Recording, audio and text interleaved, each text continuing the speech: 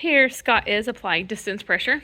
So we've had some dinner, the kids are eating, we go in and out the store to eat. We currently still eat outside because it's really nice. But, so the food's walking right past Gus. Gus is getting more stubborn, which is great because it means we get to work through it before he goes home and show you how to work with him, because he's going to be stubborn when he gets home for you because you haven't had the same boundaries that we're having. So here you can see Scott is moving wherever Gus's face goes. And he's just applying what we call distance pressure. So he's not touching him. Oh my goodness, he's moving. He's not applying any contact pressure. That leash is still on there. If you remember the first day, Gus was kind of chewing on it. He stopped doing that, so we just kind of watch him and he'll make sure he doesn't chew on it. But you can see Scott is just moving wherever Gus's face is going. Applying that distance pressure and being patient. We talked about how this is behavioral training. And so we're being patient and we're not forcing, because we want Gus to think it's his own idea by the time he's done with training. So he wants to be good because he wants to be good, not because we are commanding him or telling him to do something.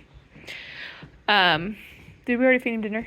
Yeah. Sorry, okay, that's okay. That, but we worked on it. I'll make a video of him having dinner one of these times. We feed him on his bed. We also offer him water on his bed. You can do a raised food and water bowl. But for Gus, we just prefer to put it on his bed when it's time and then take it away when it's done. There, he laid down and put his bum down, so Scott relieved that distance pressure. As soon as his bum went back up, we immediately put that distance pressure back on.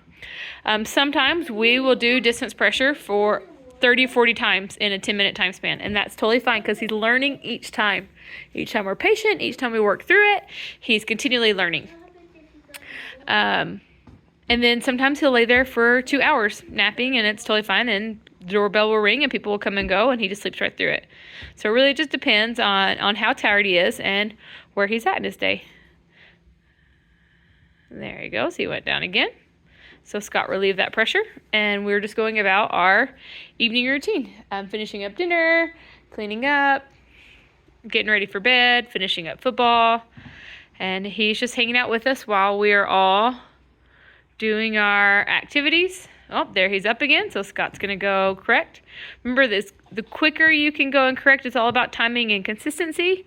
It's about being more persistent, being more consistent than he is persistent, and so that we are continually correcting while he learns.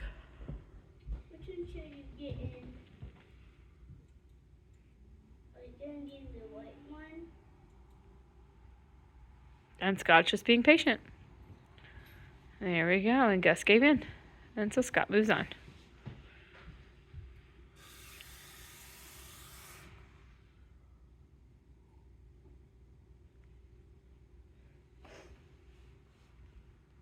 After this, Gus will go to reflection.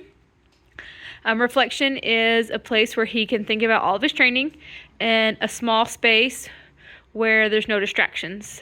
We use our laundry room, and we actually have a kennel in there that we have him in. Some people will just let them in the laundry room, not with the kennel. You could do a bathroom, a mud room, any sort of a small enclosed area where they can chill. We really like utilizing the crates or the kennels just so that we know they're not getting into anything or not going to chew on something that might upset their tummy. And he does awesome at that. We can have the soft bed on this bed, or we can have it off of it. I took it off for today because it was a pretty warm day, and so I wanted him to stay cool.